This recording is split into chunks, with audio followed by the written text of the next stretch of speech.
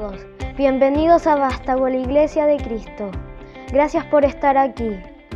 Los invito a orar a Dios.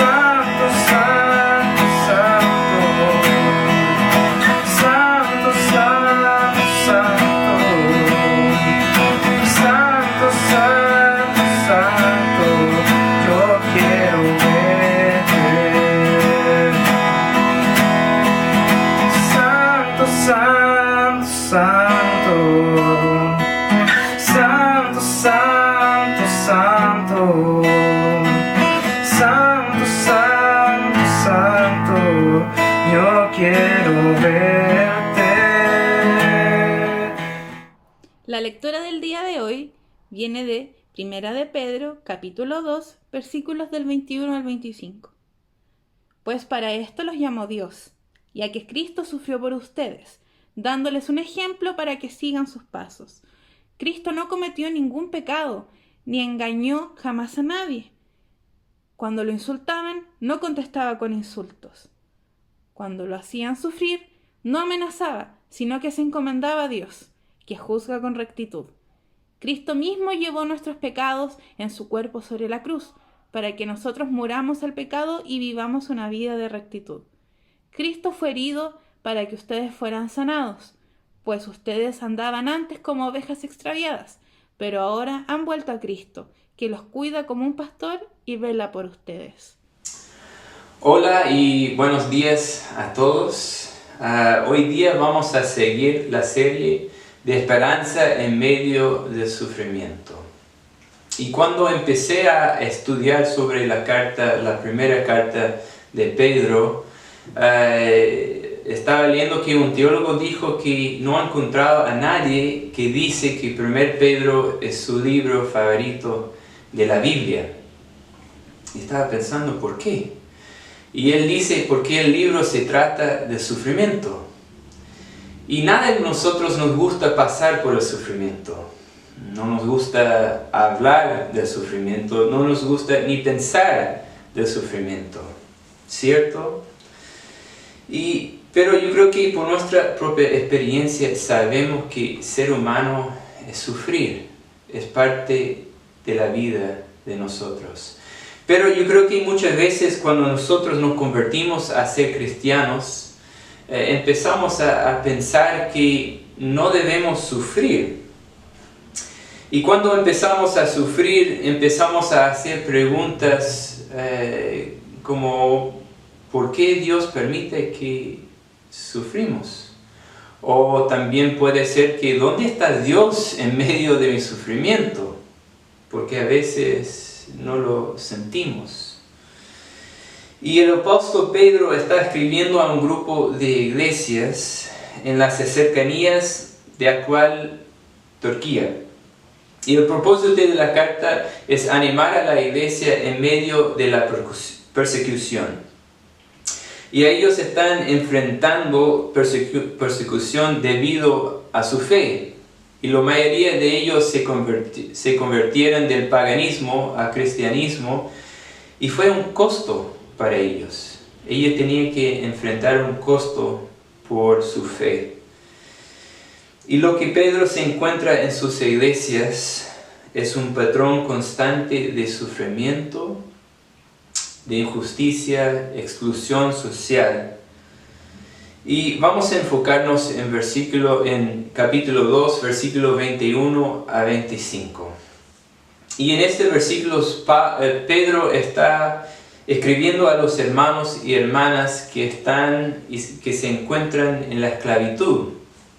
Y primero quiero destacar que la esclavitud es mala.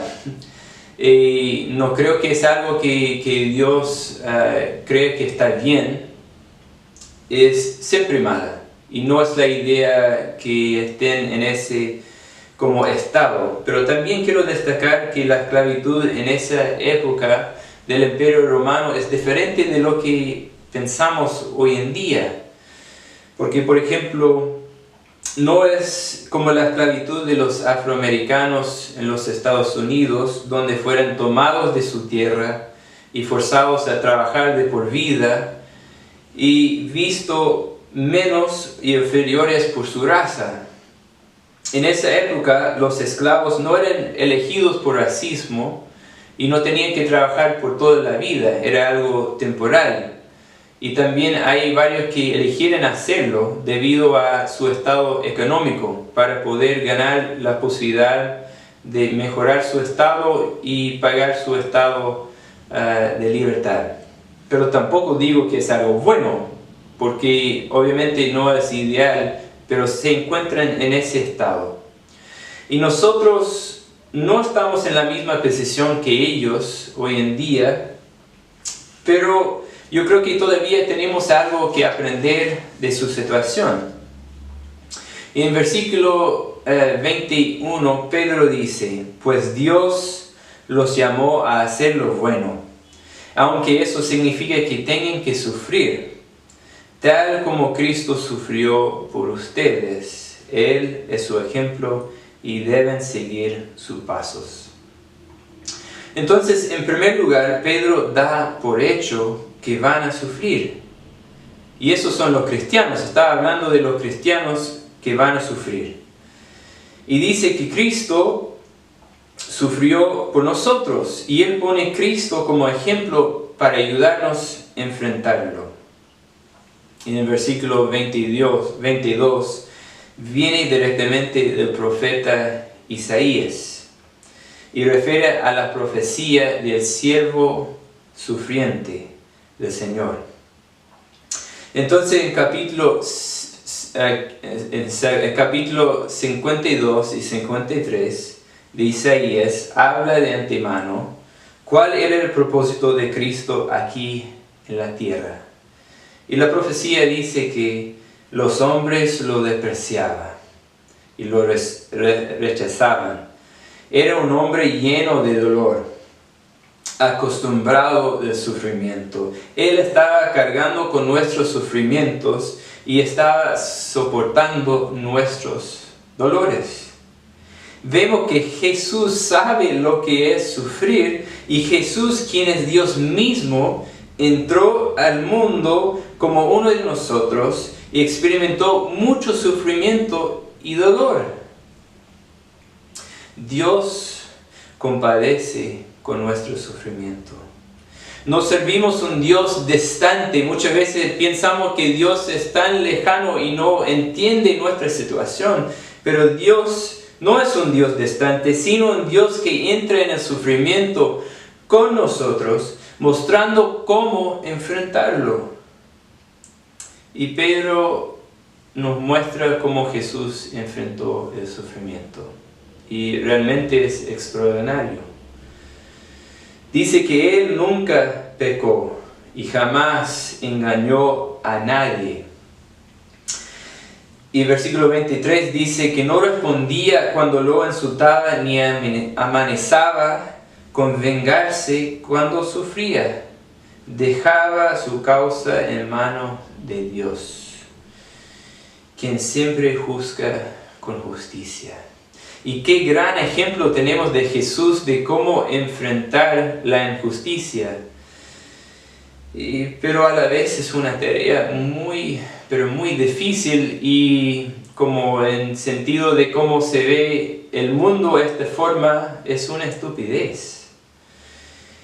¿Y quién sabe mejor esto que el hombre que escribió esa carta, el Pedro mismo? Recordamos que el Pedro, el discípulo de Jesús, está escribiendo esa carta. Y Pedro mismo estaba ahí con Jesús.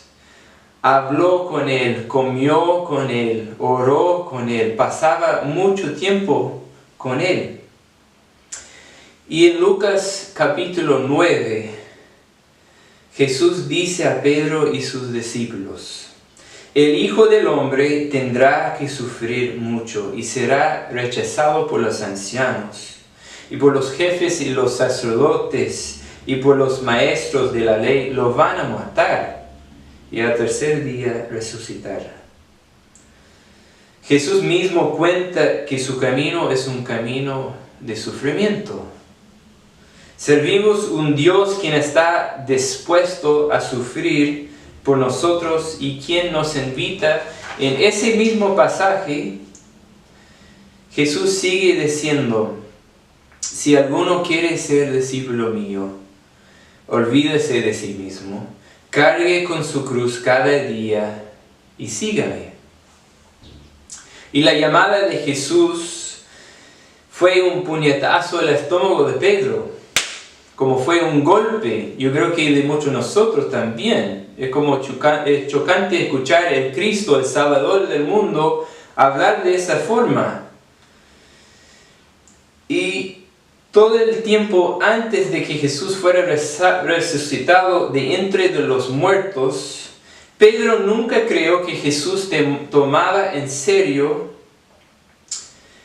que ser el siervo que sufría. Pensaba que Jesús estaba confundido en su proclamación de que el Cristo, el gran Cristo y el siervo que sufre son uno mismo. Son lo mismo. El Cristo y el siervo que sufre. Y también recordamos que este es el mismo Pedro que negó a Jesús 3 veces. Y lo hizo para evitar ser asociado con él, para evitar las consecuencias que están involucrados en seguir a Jesús. Pero tengo que ser honesto con ustedes. Con bastante frecuencia me identifico con la manera en que Pedro solía pensar y vivir en su vida antes del Pentecostés. La vida de la cruz va en contra de la corriente de pensamientos que tenemos hoy en día. Y el teólogo Scott McKnight dice: ese camino de sufrir injusticias no es para los débiles, es para los que están dispuestos a tomar su cruz cada día y seguir a Jesús. Muchas veces escuchamos que seguir a Jesús o ser cristiano es fome, es aburrido. Pero yo digo que realmente seguir a Cristo como corresponde no es fome, es difícil, no es fácil y requiere que nosotros seamos dispuestos a ser rechazados y seamos dispuestos a sufrir como Jesús mismo. Vemos en la Escritura seguir el paradigma de la vida cristiana fue el plan de Dios de antemano. En la misma carta de 1 Pedro, versículos 10 a 11, dice: incluso los profetas quisieran saber más cuando profetizaran acerca de esta salvación inmerecida que estaba preparada para ustedes. Se preguntaban a qué tiempo y qué circunstancias se refería el Espíritu de Cristo, que estaba en ellos cuando les dijo de antemano sobre los sufrimientos de Cristo y la inmensa gloria que vendría después. Quiero destacar que Dios entró al sufrimiento a propósito.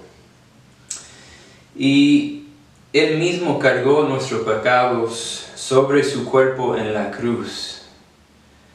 Y nosotros vemos un cambio enorme en Pedro, en Hechos 2, una transformación que yo creo que es el Espíritu Santo que ha ayudado a él poder vivir una vida que sigue el patrón de la cruz. Y eso es el mismo Espíritu Santo que nosotros mismos tenemos. Y yo veo que el símbolo más potente de la vida cristiana es la cruz. Nosotros nos gusta mucho este símbolo. Hay muchos de nosotros que tenemos un cruz que está en la pared, que tenemos cruces que lo llevamos como un collar, y algunos capaz que hasta tienen un tatuaje de un cruz. Pero cuando Dios pide que nosotros tomamos la cruz como patrón de vivir nuestras vidas, es chocante, ¿cierto? Es otra cosa.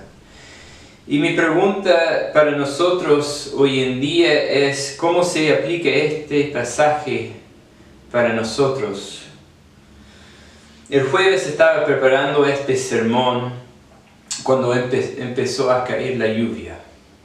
Y ahí dejó la embarrada. Ahí la lluvia se cayó tan fuerte que entró ahí en un parte de afuera donde está el calefón, y ahí se inundó y se echó a perder, y entre otras cosas andaba mal. No sé si ustedes saben, pero ahora estamos en una pandemia. Y tengo 3 hijas chicas en la casa, gritando, llorando, aburridas. Y obviamente la Mary, mi señora, como hasta aquí. Y yo intentando a preparar este mismo sermón. Un poquito enojado, frustrado.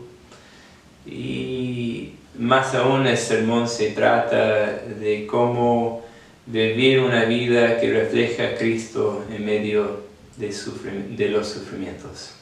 Entonces andaba mal. Y bueno, ahora estamos viviendo con un estrés constante. Y cuando yo estoy bajo de ese estrés constante, muchas veces tengo la tendencia a tener la visión del túnel. Así que veo solamente lo que está afectando a mí, lo que está pasando alrededor de mí, a mis necesidades.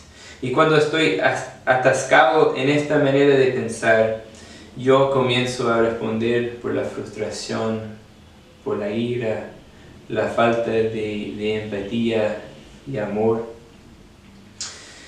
Y yo sé que dentro de nuestra misma congregación, todos están experimentando injusticias. Hay varios de nosotros que se sienten como volados todos los días por ser cristianos en el trabajo y hasta algunos en su misma casa.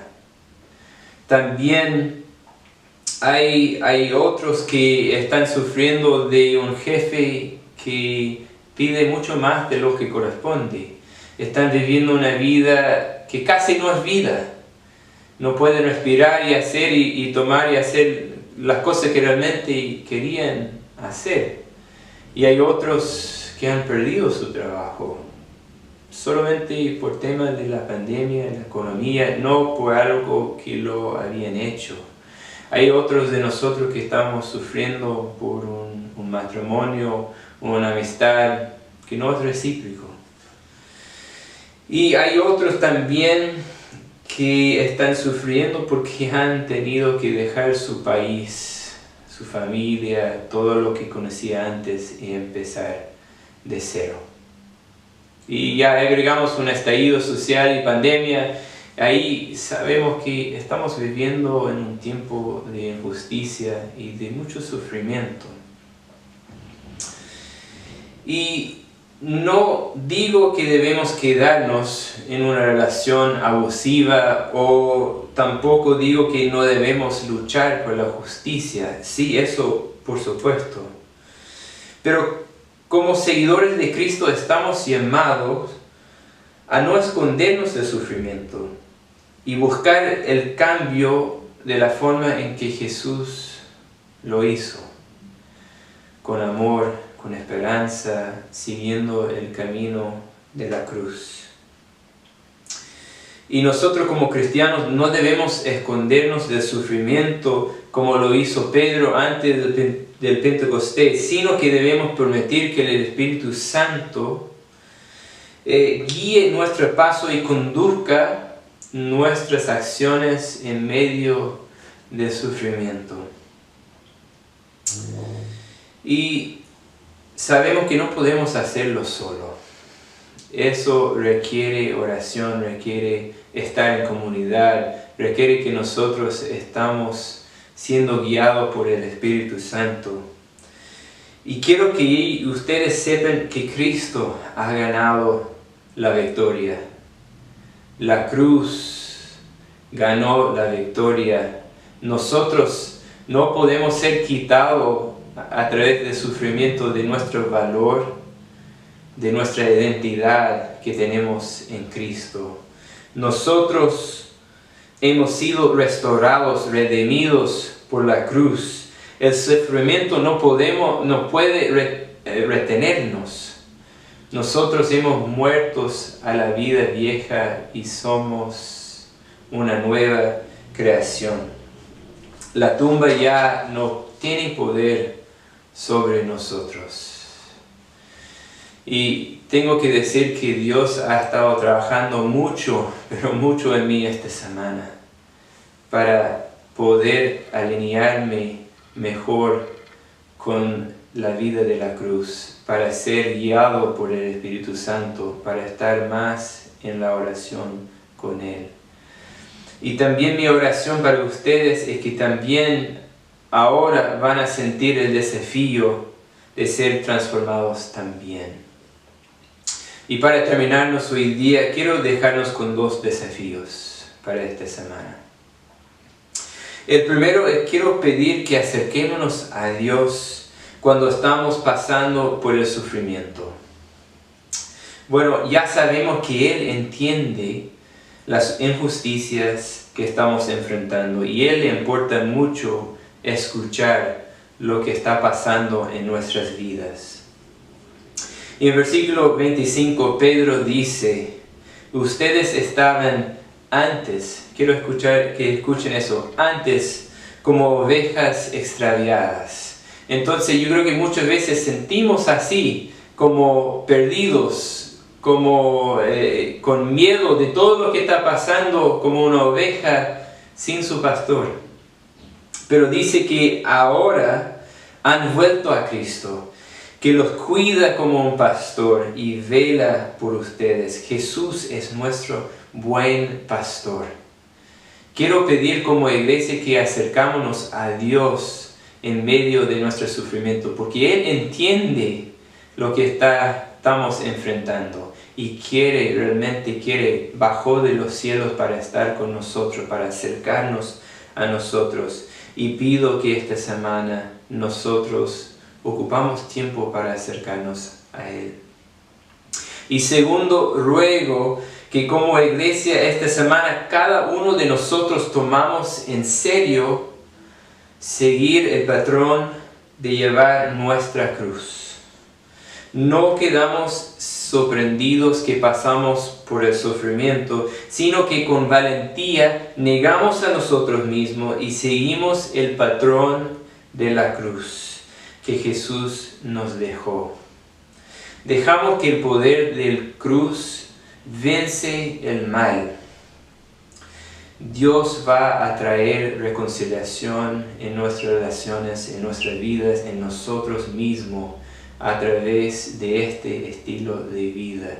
Es un estilo de vida poderoso, pero no fácil. Y al final de eso quiero que seamos obedientes a la llamada a vivir como nuestro Salvador, el siervo que sufra. Amén.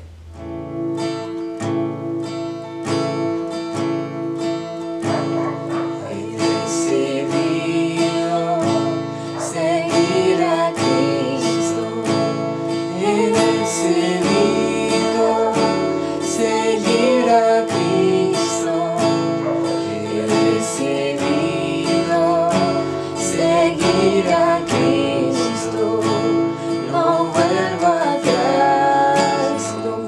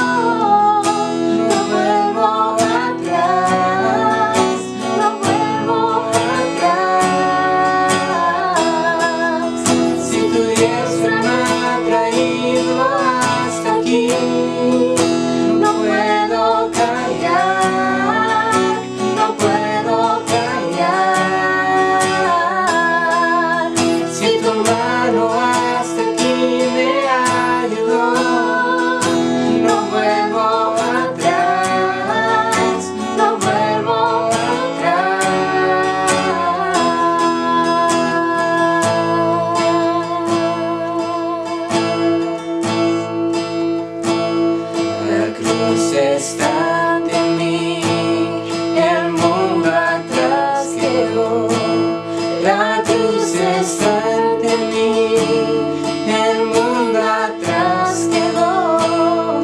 La cruz está ante mí, el mundo atrás quedó. No vuelvo atrás, no vuelvo atrás.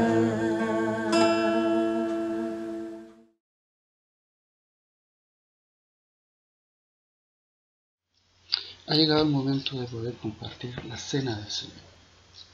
Cuando Jesús compartió el pan y el vino con sus discípulos en la última cena que tuvo con ellos, la cena de Pascua, les dijo: esto es mi cuerpo que es dado por ustedes, y esta es mi sangre que es derramada por ustedes.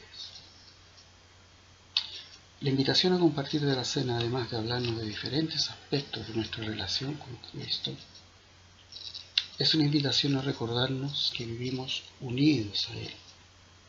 Jesús había dicho anteriormente en una conversación que tuvo con sus discípulos y con los fariseos: el que come mi carne y bebe mi sangre, en mí permanece y yo en él. El compartir la carne y la sangre de Jesús, simbólicamente por medio del pan y el vino, nos hablan de que vivimos unidos a quien se identificó de tal manera con nosotros que estuvo dispuesto a morir, llevando la carga de nuestro pecado y pagar el precio para que nosotros fuéramos libres, para que pudiéramos vivir en comunión con Él. Al estar unidos a Cristo en su muerte, también nos recuerda que estamos unidos a Él en su resurrección y en su victoria sobre todos sus enemigos. Y junto a Él vivimos desde ya la comunión eterna, y nos hace anhelar con ansias el día en que Él venga nuevamente y podamos vivir en toda la plenitud la bendición que significa ser hijos de Dios. Recordando este aspecto de nuestra unión con Cristo por medio de su muerte, les invito a que compartamos el pan y podamos beber la copa.